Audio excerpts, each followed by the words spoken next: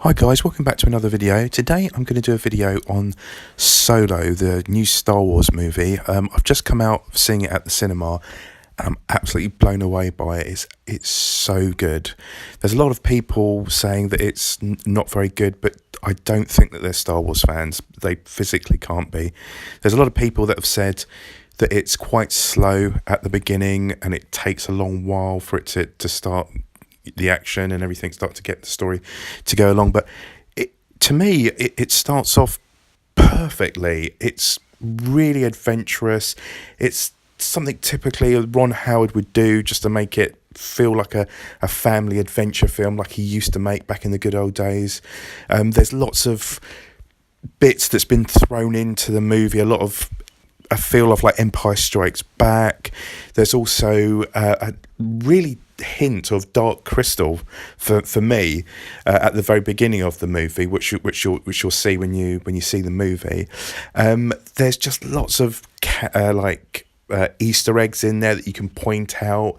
Lots of things that make you smile. I mean, if you're a true Star Wars fan, these things will just make you go, "Wow, that's amazing!" And oh, look, there's, which I can't say because I don't want to spoil it for anybody, but there is lots of those things, and there's lots of like adrenaline scenes in there. I think everyone knows now that the Kessel Run's going to be in the movie. It's in all the trailers anyway, but that scene is just so good. Your heart starts pumping when the scene's happening, and you just absolutely love the new characters. I mean, you've got Beckett, played by Woody Harrelson. You've got the new robot, I think it's L3. Lando's brilliant. We've got Tandy Newton's character in there, Jon Favreau as well. They all play a part of Beckett's crew. L3 doesn't. That's something to do with Lando. But all the new characters, you just absolutely fall in love with straight away. There's not a time where you don't like them. You just want them. You want to be in their crew. You want to be hanging out with them. That's how cool they are. The action scenes are just amazing. They really are. They're so good. The train scene that you see, the train heist scene that you see in the trailer, you only see a little glimpse of it, but it actually goes on for a good while, and it's really amazing as well. The new character in it, the new villain, I can't remember her name. I think her name's Ernest Nest, I believe.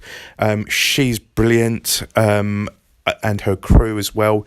I just can't speak highly of this any more highly than of this film. I want to say more, but I'm doing this as a non-spoiler video. All I've got to say is that if you love the original movies, if you love Star Wars, A New Hope, if you love Empire Strikes Back, and also Return of the Jedi, but the film feels more like A New Hope and Empire Strikes Back. It feels like it should be with those movies. But I'm so desperate to see the film again.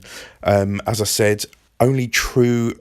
I mean, you can enjoy the film if you're not a Star Wars fan, but if you're a true Star Wars fan like me, you'll just love it. You'll just love every single bit of it. And my heart was pumping throughout the whole time.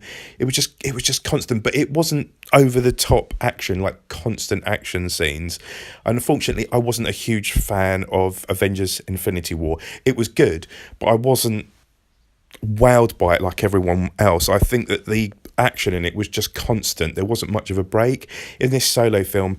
There's breaks, but there's good breaks. It's not like boring breaks. There's breaks that you actually want to see. But I'm going to finish off with this video. Honestly, guys, you really got to see it. The visuals is good. The directing's good. The acting's just brilliant. If you love Emilia Clarke from Game of Thrones, you'll want to see it for her alone. Paul Bettany's brilliant as the villain. And there's just tons of great new characters in there, and I can't speak highly of this film. We're also getting a new Solo DLC for Star Wars Battlefront for the PS4 and for the Xbox in June. They haven't given a date at the moment, but it's going to be... I'm assuming it's going to be mid-June, I'd imagine, but they're holding back for a while with it, unfortunately. But I hope that they've got these planets, and I hope they've got all these characters in the game, because I think whoever sees the movie will really want to get back into Battlefront 2 again. So I'm just going to say goodbye to everybody, and hopefully once you've seen it, come and join me in the spoiler video that I'm going to do in a second, because I just want to talk about all the bits and pieces in there that I can't really show in this one. But yeah, highly recommend it. Please don't listen to people that say that it's boring, or it's not, feels like Star Wars, or it's slow. Don't listen to them. Seriously, just go and see it. Thanks very much for watching the video. Please like and subscribe to the video if you like these videos that I'm doing. Please subscribe, because I'll be doing a lot more. I'm a Star Wars fan, so there'll be quite a lot of Star Wars videos to come. I'll also be doing a video on the DLC for Star Wars Battlefront 2 when it comes out. And I'm also going to go see this film again. I'm probably going to go see it again on Tuesday.